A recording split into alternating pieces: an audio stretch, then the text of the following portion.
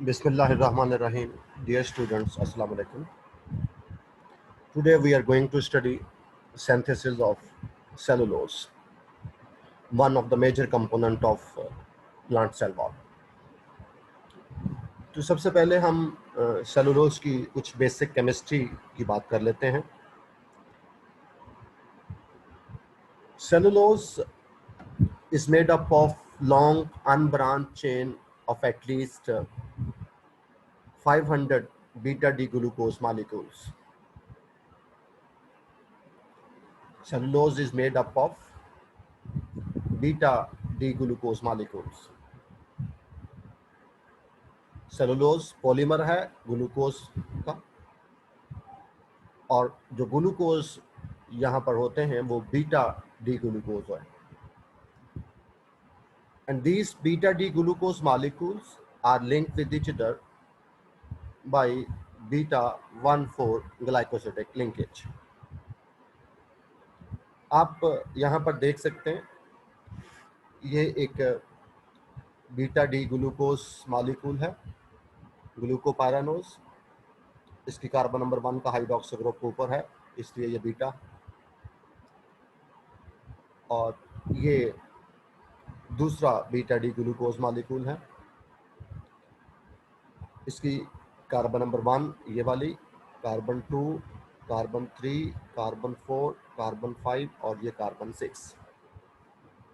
इसी तरीके से इस ग्लूकोज की भी कार्बन 1, 2, 3, 4, 5, 6. जब ये दोनों ग्लूकोज आपस में बॉन्ड बनाते हैं तो रिएक्शन पहले ग्लूकोज की कार्बन नंबर 1 और दूसरे ग्लूकोज की कार्बन नंबर 4 के दरमियान रिएक्शन होता है. इसका हाइड्रोक्सी ग्रुप और इसके हाइड्रोक्सी ग्रुप के बीच में रिएक्शन होता है, कंडेंसेशन होती है, एक वाटर मॉलिक्यूल निकल जाता है और दोनों ये कार्बन नंबर 1 और कार्बन नंबर 4 ग्लाइकोसिडिक बॉन्ड के जरिए आपस में जुड़ जाते हैं. यूं ग्लाइकोसिडिक बॉन्ड बनता है. क्योंकि एक ग्लूकोज की कार्बन नंबर 1 इस्तेमाल हुई है, दूसरे ग्लूकोज की कार्बन नंबर 4 इस्तेमाल हुई है और बीटा ग्लूकोज हैं, इसलिए इस लिंकेज को बीटा 1,4 ग्लाइकोसिडिक लिंकेज कहेंगे. तो दो ग्लूकोज मॉलिक्यूल जो हैं सेलुलोज में वो 1,4 बीटा 1,4 ग्लाइकोसिडिक बॉन्ड के जरिए जुड़े हुए हैं. अब अगर इस तरह से दो ग्लूकोज मॉलिक्यूल आपस में जुड़े हुए हों बाय बीटा 1,4 ग्लाइकोसिडिक लिंकेज, तो ये एक डाइसैकेराइड बनता है, इसको सेलोबायोस कहेंगे. सेलोबायोस, ये सेलोबायोस है. इसका मतलब ये हुआ कि सेलुलोज के अंदर बहुत सारे सेलोबायोस मॉलिक्यूल्स होते हैं.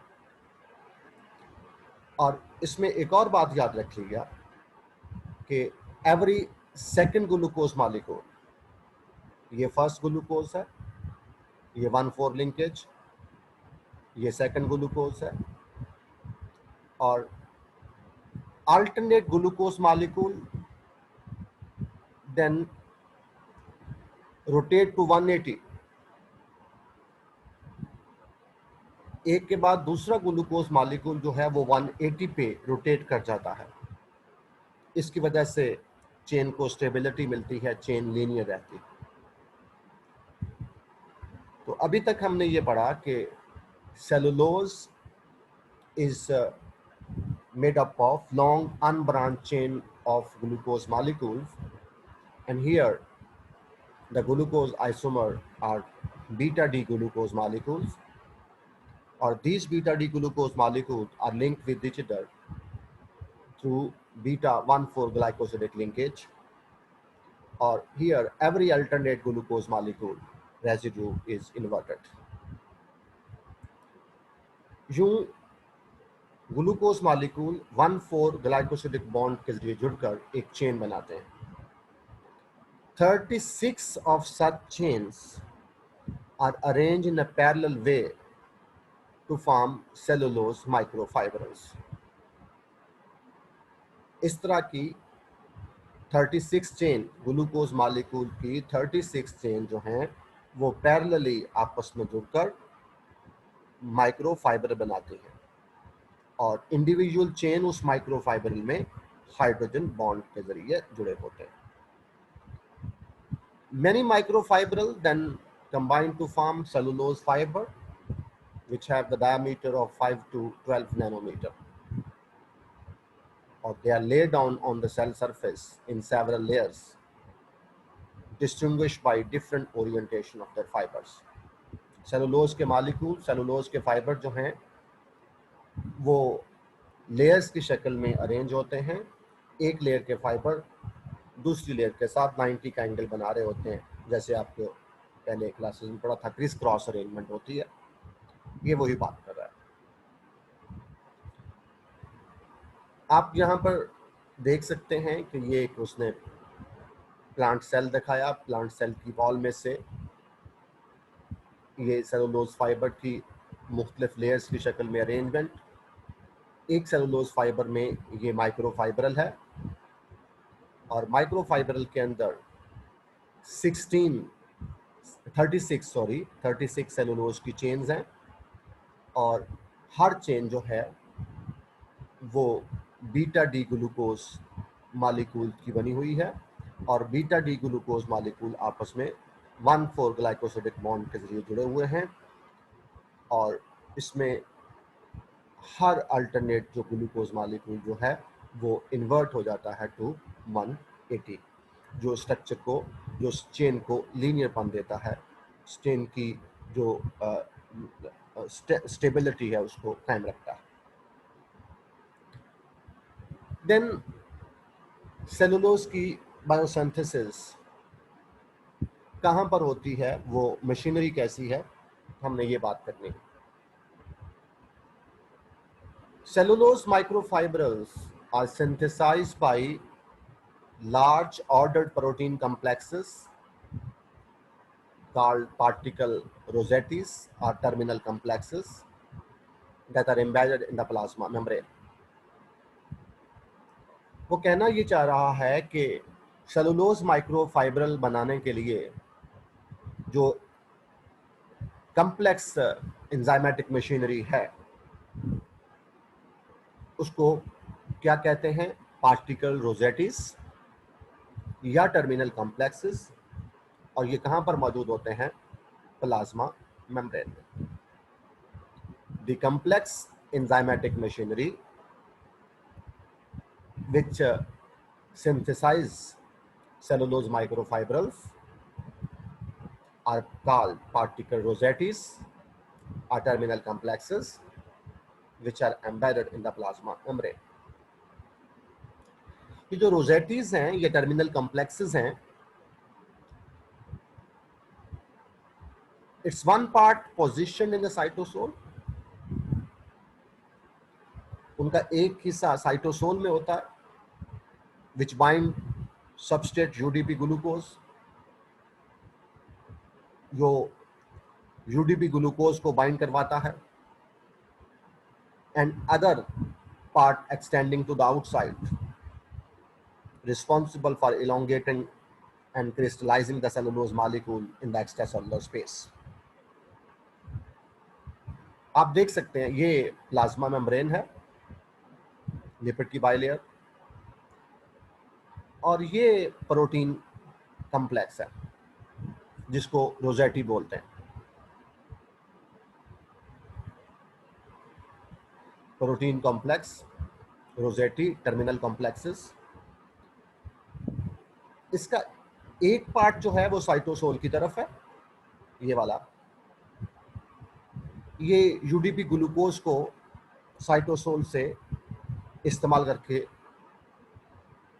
उनको आपस में जोड़ता है, और दूसरा पार्ट इसका टुवर्ड्स द एक्स्ट्रासेलुलर सरफेस है, एपोप्लास्ट की तरफ है, सेल मेम्ब्रेन की आउटर फेस पे है. ये जो आउटर पार्ट है टुवर्ड द आउटर सरफेस जो है, ये चेन को इलोंगेट करता है और क्रिस्टलाइजेशन करता है उसका.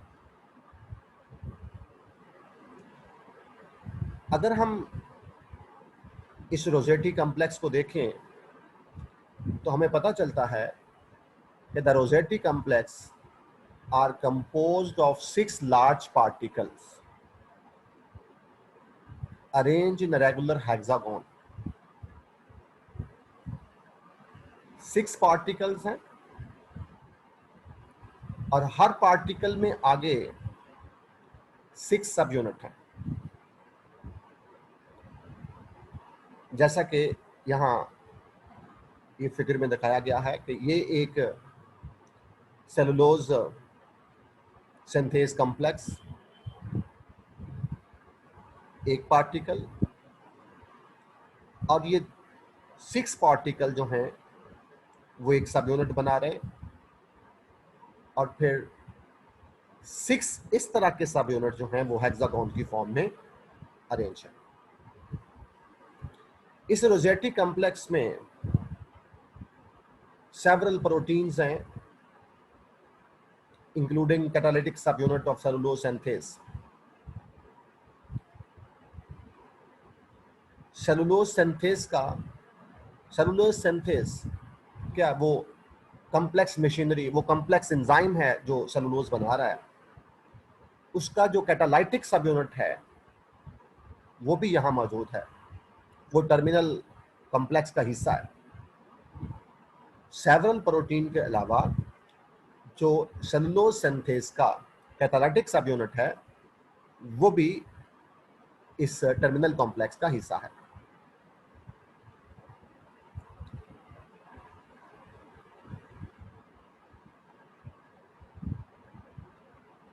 तो ये जो टर्मिनल कॉम्प्लेक्स है, सेलुलोज सिंथेस भी उसको बोलेंगे, इसके भी 3 पार्ट हर सब यूनिट के आप समझ लें।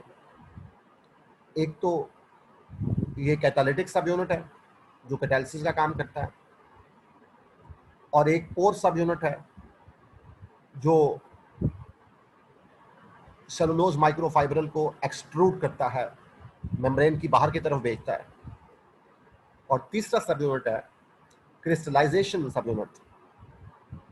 ये क्रिस्टलाइजेशन का जिम्मेदार है, माइक्रोफाइब्रल की क्रिस्टलाइजेशन करता है। और ये जो पिंक पार्ट है एक्चुअली जो सेलुलोज सिंथेस के साथ जुड़ा हुआ है, ये एंजाइम है सक्रेज सिंथेस, जो सक्रोज को ग्लूकोज और फ्रक्टोज में कन्वर्ट करता है, और वो ग्लूकोज जो है वो सेलुलोज की सिंथेसिस में इस्तेमाल होता है। तो यहां तक हमने ये पढ़ा कि सेलुलोज जो है वो बीटा डी ग्लूकोज की अनब्रांच चेन होती है। ये बीटा डी ग्लूकोज मॉलिक्यूल आपस में बीटा 1,4 ग्लाइकोसिडिक बॉन्ड के जरिए जुड़े होते हैं, और जहां alternate glucose molecules are inverted to 180 degree.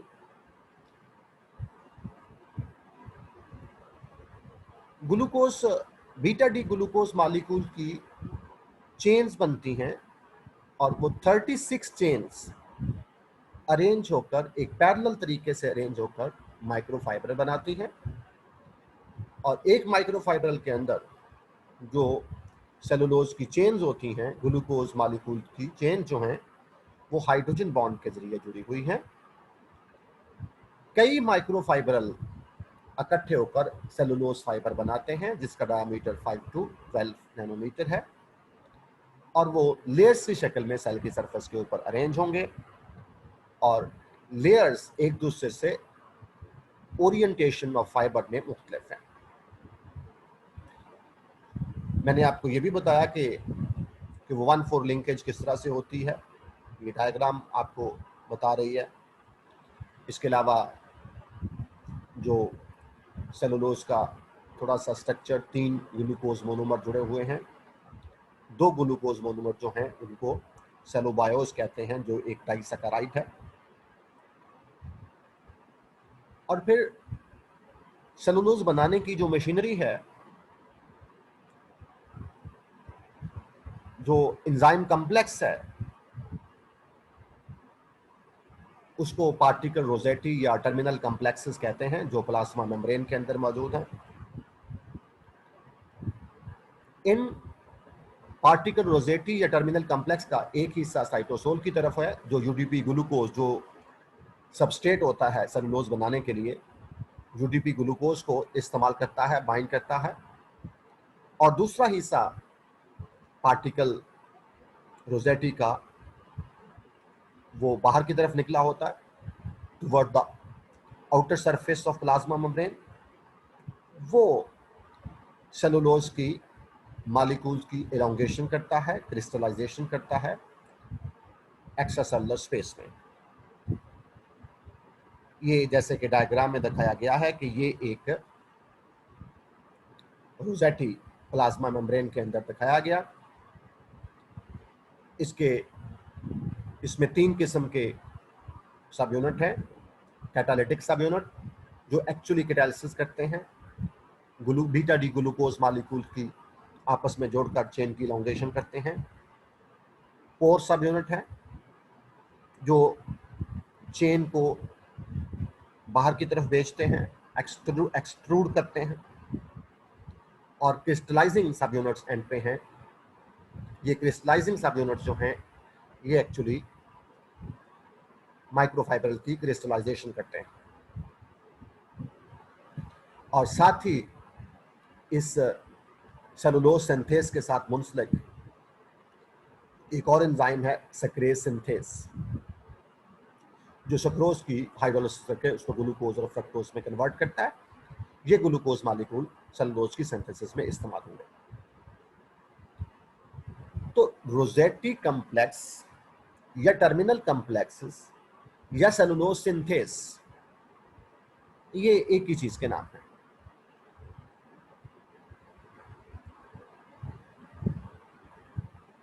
Rossetti complex जो है वो, जैसे मैंने पहले ही बताया कि 6 लार्ज पार्टिकल्स के बने होते हैं, जो अरेंज होकर एक रेगुलर हेक्सागोन बनाते हैं। और उस रोजेटी कॉम्प्लेक्स में कई किस्म की प्रोटीन्स हैं, इंक्लूडिंग द कैटालिटिक सब यूनिट सेलुलोज सिंथेस।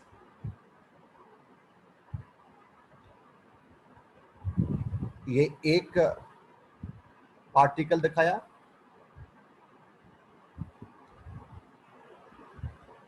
6 ऐसे पार्टिकल मिलकर एक रोजेटी सब यूनिट बनाएंगे।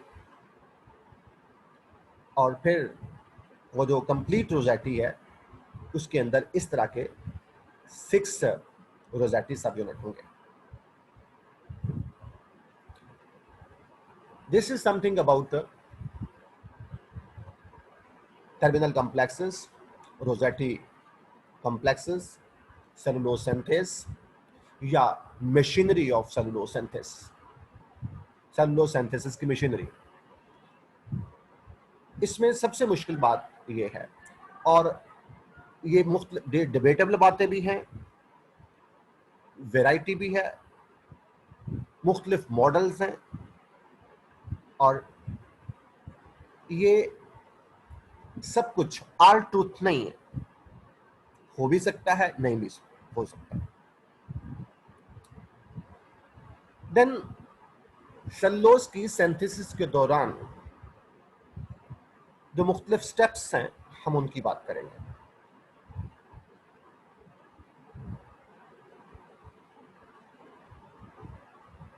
सबसे पहली बात देखें, हमने ये बात पढ़ी कि सेलुलोज की सिंथेसिस के लिए जो सबस्ट्रेट है, जो प्रिकर्सर हैं, वो है ग्लूकोज। और ग्लूकोज भी कौन सा? UDP glucose. यूडीपी ग्लूकोज, ऐसा ग्लूकोज जिसके साथ यूरिडीन डाइफॉस्फेट जुड़ा होता है, या जो यूरिडीन डाइफॉस्फेट के साथ जुड़ा होता है। पहले स्टेप में glucose is transferred from UDP glucose to a membrane lipid, probably the plant sterol, sitosterol उसको बोलेंगे। वो प्लाज्मा मेम्ब्रेन की इनर सरफेस के ऊपर मौजूद होता है। ये जो है पिंक कलर में साइटोस्टेरोल एक लिपिड है। ये लिपिड प्लाज्मा मेम्ब्रेन की सरफेस के ऊपर मौजूद होता है, इनर फेस पे मौजूद होता है। यूडीपी ग्लूकोज का जो ग्लूकोज है वो इस साइटोस्टेरोल के साथ सबसे पहले ट्रांसफर होता है। पहले स्टेप में यूडीपी ग्लूकोज से, ये यूडीपी ग्लूकोज है, यूडीपी ग्लूकोज में से यूडीपी सेपरेट हो जाता है और glucose is attached with this sitosterol. और साइटोस्टेरोल क्या है? Is a type of sterol, is a type of lipid, membrane lipid है जो प्लाज्मा मेम्ब्रेन की इनर फेस पे मौजूद होगा। आप देख सकते हैं ये प्लाज्मा मेम्ब्रेन की इनर सरफेस पे दिस इज साइटोस्टेरोल, और ये साइटोस्टेरोल के साथ अब एस्टर लिंकेज के जरिए ग्लूकोज जुड़ा हुआ। ये सेल की बाहर वाली एक्स्ट्रासेलुलर सरफेस है, ये साइटोसोल वाली साइड पे ये लिपिड मौजूद होता है। इसके बाद एन इंट्रासेलुलर सेलुलोज सिंथेस, जो सेल के अंदर सेलुलोज सिंथेस है, वो add several more glucose residue to the first one in 1,4 beta 1,4 linkage, forming a short oligosaccharide chain attached to the cytosterol dextrin. देखें, हमने पहली बात ये कही कि यूडीपी ग्लूकोज जो सबस्ट्रेट है, यूडीपी ग्लूकोज में से जो ग्लूकोज है वो किसके साथ अटैच होगा? साइटोस्टेरोल के साथ। फिर ये साइटोस्टेरोल के साथ अटैच है। अगले स्टेप में सेलुलोज सिंथेस एंजाइम, जो इंट्रासेलुलर सेलुलोज सिंथेस है, वो इस साइटोस्टेरोल के ग्लूकोज के ऊपर मजीद ग्लूकोज ऐड करती जाती है। ये मजीद ग्लूकोज ऐड हो गए, जिसकी वजह से a short chain of glucose oligosaccharide synthesize हो जाती है, और ये जो ग्लूकोज मॉलिक्यूल आपस में जुड़ते हैं ये बीटा 1,4 लिंकेज के जरिए जुड़ते हैं।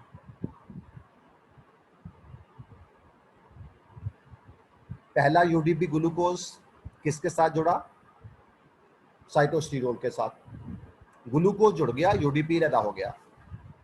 फिर इंटरसेलुलर सेलुलोज सिंथेस एंजाइम ने मजीद यूडीपी ग्लूकोज साइटोसोल से लिए और उन ग्लूकोज को पहले वाले ग्लूकोज के साथ 1,4 बीटा 1,4 लिंकेज के जरिए जोड़ दिया।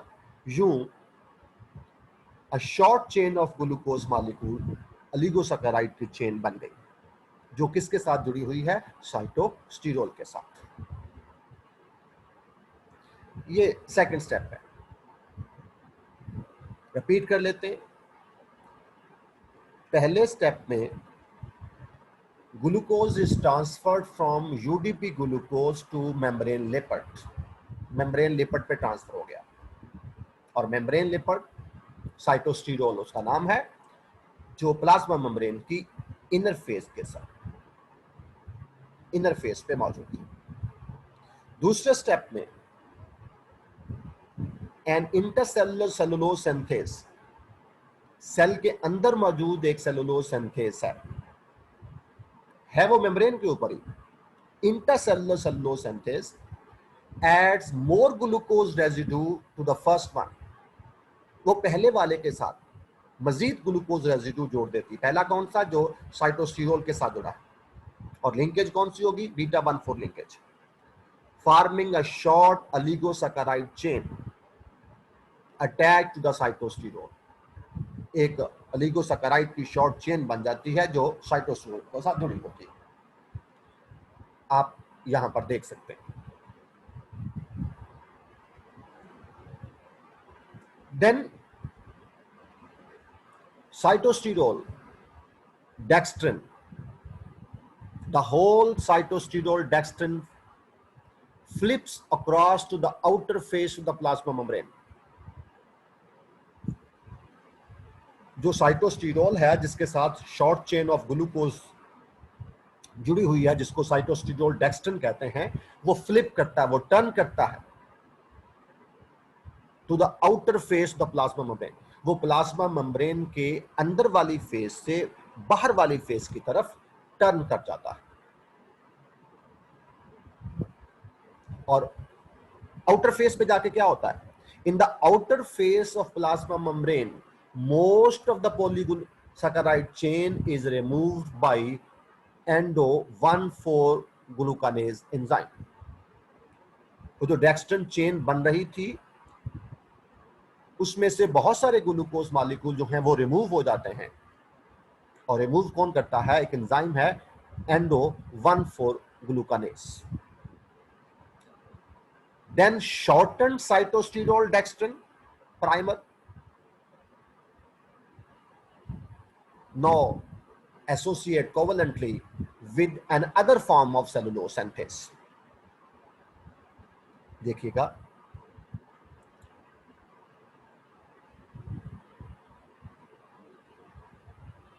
ये बच्चे, ये साइटोस्टिरोल जिसके साथ glucose molecule beta 1,4 glycosidic linkage से जुड़े हुए थे, ये पहले यहां पे था, इस जगह पे इनर फेस की तरफ था। ये फ्लिप होके आउटर फेस पे चला गया।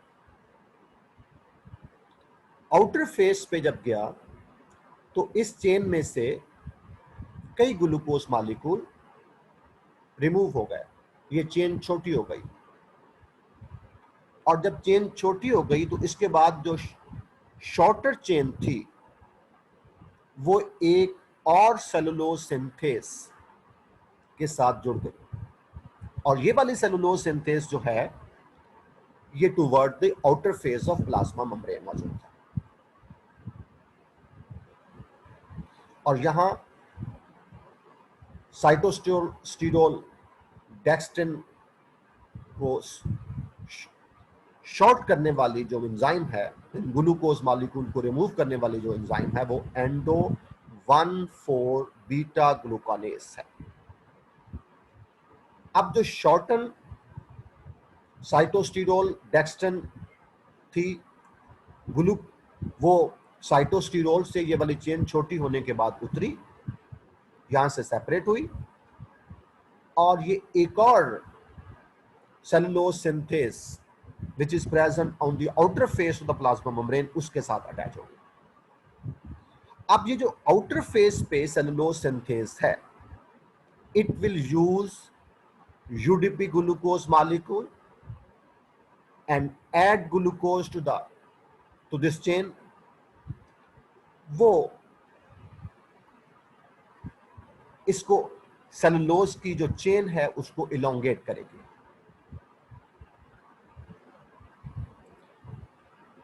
The shortened cytostirol dextrin primer now associate perhaps covalently with another form of cellulose synthase,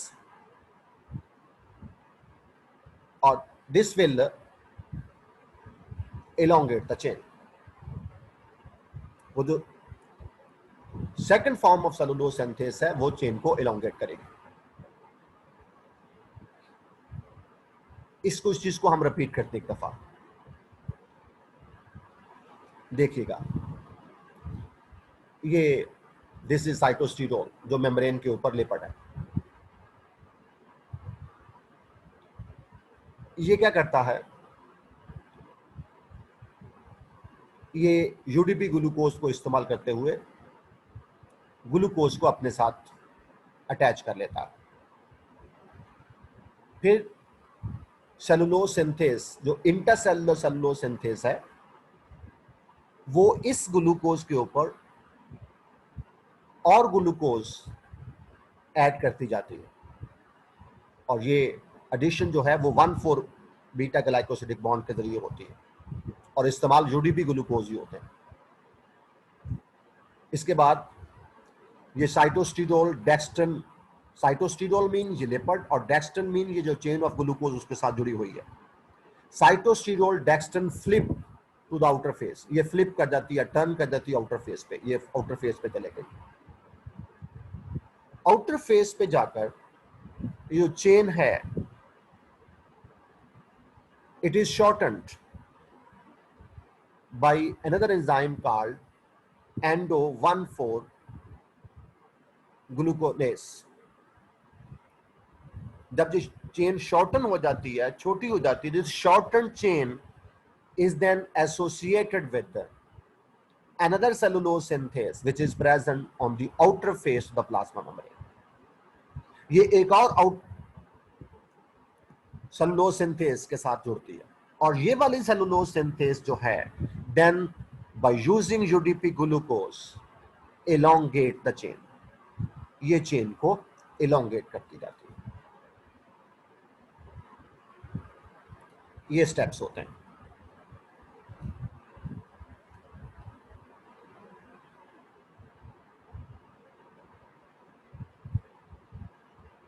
Perhaps this entire process occur in the rosette।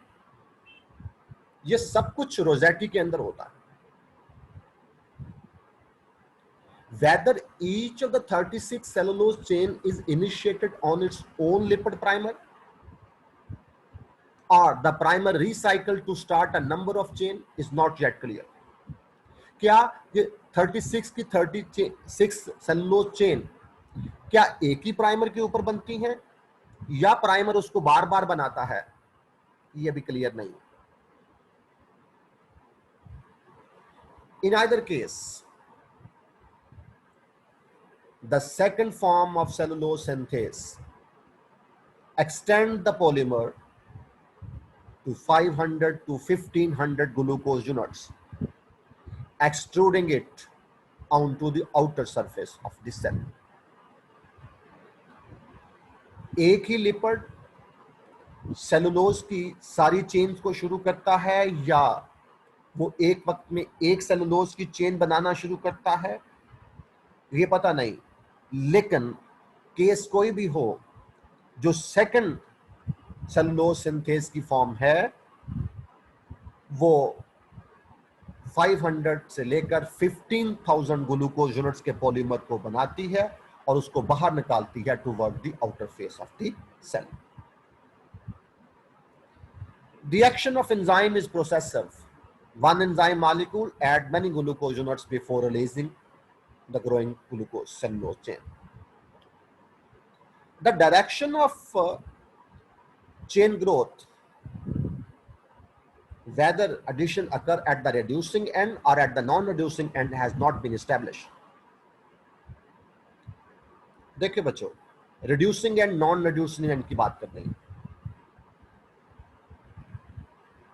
ये ग्लूकोज मॉलिक्यूल आपस में जुड़े हुए हैं। ये वाला जो ग्लूकोज है एंड वाला, जिसकी कार्बन नंबर 1 का हाइड्रोक्सी ग्रुप फ्री है, ये वाला,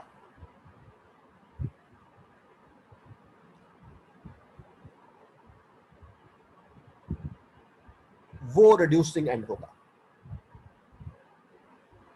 जिसकी कार्बन नंबर 1 पे हाइड्रोक्सी ग्रुप फ्री है, जिस तरफ कार्बन नंबर 1 का हाइड्रोक्सी ग्रुप फ्री है, वो रिड्यूसिंग एंड होगा, और दूसरा नॉन रिड्यूसिंग एंड है। क्या चेन की एक्सटेंशन रिड्यूसिंग एंड पे होती है? क्या नए ग्लूकोज रिड्यूसिंग एंड पे ऐड होते हैं, या नए ग्लूकोज नॉन रिड्यूसिंग एंड पे ऐड होते हैं? ये बात भी क्लियर नहीं है।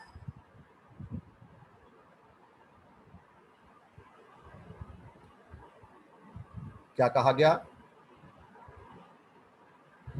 The direction of chain growth, whether addition occur at the reducing end or at the non-reducing end, has not been established। The finished cellulose is in the form of crystalline microfibrils. जब cellulose बन जाती है तो वो crystalline माइक्रोफाइब्रल की form में होती है। उसमें 36 सेलुलोज चेन्स होती हैं साइड बाय साइड पड़ी हुई, with the same parallel orientation of non-reducing and reducing ends. जब सेलुलोज बन जाती है, उस सेलुलोज के माइक्रोफाइब्रल जो क्रिस्टलाइन फॉर्म में होंगे, उनमें 36 सेपरेट सेलुलोज होंगी और 36 की 36 जो चेन है सबका रिड्यूसिंग एंड एक तरफ होगा और नॉन रिड्यूसिंग एंड दूसरी तरफ। एक तरफ सबके सब रिड्यूसिंग एंड होंगे और दूसरी तरफ सबके सबके नॉन रिड्यूसिंग एंड होंगे। ये नहीं होता कि किसी का रिड्यूसिंग एंड एक तरफ है और उसी तरफ किसी का नॉन रिड्यूसिंग एंड उस तरफ है। 36 के चेन के रिड्यूसिंग एंड एक तरफ होंगे और नॉन रिड्यूसिंग एंड दूसरी तरफ होंगे। The finished cellulose in the form of crystalline microfibril, each consisting of 36 separate molecules, 36 separate cellulose chains lying side by side, are with the same orientation of non-reducing and reducing end. Or it seems likely that each particle in the rosette synthesize 6 separate cellulose chains. जो Rossetti में 6 particle हैं, 6 के 6 particle 6 separate cellulose chain बनाना शुरू करते हैं simultaneously and in parallel with the chain made by the other 5 particles. इसलिए 36 polymer arrive together on the outer face of the cell.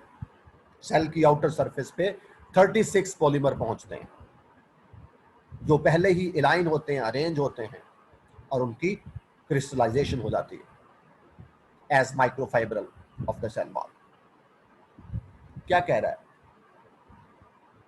एक Rossetti के अंदर 6 पार्टिकल है ना, एक पार्टिकल 6 सेलुलोज की चेन एक साथ बनाना शुरू करता है और in parallel with the chain made by other 5 particle, यानी बाकी 5 पार्टिकल भी उसके पैरेलल ही चेन 6 चेन बना रहे होते हैं। यूं 36 चेन जो हैं वो एक साथ पहुंचती हैं on the outer surface of the cell. वो अरेंज होती हैं ऑलरेडी और उनकी क्रिस्टलाइजेशन के लिए वो रेडी होती हैं और क्रिस्टलाइजेशन होकर माइक्रोफाइबर बन जाते हैं। और when the 36 polymer reach some critical length, जो 36 चेन बन रही हैं जब वो खास हद तक पहुंचती हैं, खास लेंथ तक पहुंचती हैं, their synthesis terminated, उनकी सिंथेसिस रुक जाती है। और वो सिंथेसिस कैसे टर्मिनेट होती है इसका मैकेनिज्म नोन नहीं, बाय एन अननोन मैकेनिज्म। और इसके बाद क्रिस्टलाइजेशन इनटू माइक्रोफाइबर फॉलोज। उसके बाद क्रिस्टलाइजेशन होते हैं, सिंथेसिस होने के बाद, क्रिटिकल लेंथ बनने के बाद, टर्मिनेशन होने के बाद उनकी क्रिस्टलाइजेशन हो जाती है। अब हमने ये पढ़ा कि सेलुलोज की सिंथेसिस के लिए जो रॉ मटेरियल है वो यूडीपी ग्लूकोज है, जो प्रिकर्सर है वो यूडीपी ग्लूकोज है। वो कहां से आते हैं? The UDP glucose used for the cellulose synthesis is generated from the sucrose produced during photosynthesis. Photosynthesis के दौरान जो सुक्रोज बनती है उस सुक्रोज की हाइड्रोलिसिस होती है by an enzyme sucrose synthase. वो जो सुक्रोज सिंथेस है वो सुक्रोज की हाइड्रोलिसिस करती है, उस हाइड्रोलिसिस के नतीजे में ग्लूकोज और फ्रक्टोज बनते हैं, वो ग्लूकोज इस्तेमाल होता है, वो यूडीपी ग्लूकोज जो है वो इस्तेमाल होते हैं। और एक मॉडल और भी है मेम्ब्रेन की सेलुलोज की सिंथेसिस का, एक मॉडल और भी है, वो ये है कि membrane bound form of sucrose synthase. Sucrose synthase की एक जो एंजाइम है उसकी एक और फॉर्म है जो सेलुलोज सिंथेस के साथ कॉम्प्लेक्स बनाती है और उसको बराह रास्त यूडीपी ग्लूकोज देती रहती है from sucrose directly into the cell wall synthesis, यानी वो जो लिपिड है वो इन्वॉल्व नहीं है।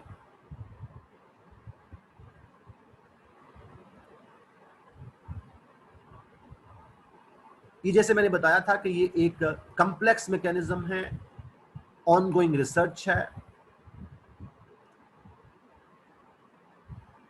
चेंज हो रहे हैं कॉन्सेप्ट। मैंने ज्यादातर फॉलो किया टेज एंड जेगर की बुक को, प्लांट फिजियोलॉजी को। तो हमारी बॉटम लाइन ये बनी कि सेलुलोज की सिंथेसिस होती है with the help of enzyme complex, जिसको सेलुलोज सिंथेस या रोजेटी या टर्मिनल कॉम्प्लेक्सेस कहते हैं, जो मेम्ब्रेन के ऊपर मौजूद हो, प्लाज्मा मेम्ब्रेन के ऊपर। अच्छा चले मैं यहाँ पे रोक देता हूँ, क्योंकि बात कुछ लंबी हो जाएगी, वीडियो बहुत लंबी हो जाएगी, आप देखेंगे नहीं। इसको देखें, अगर कहीं प्रॉब्लम है तो you can discuss with me. Thank you very much.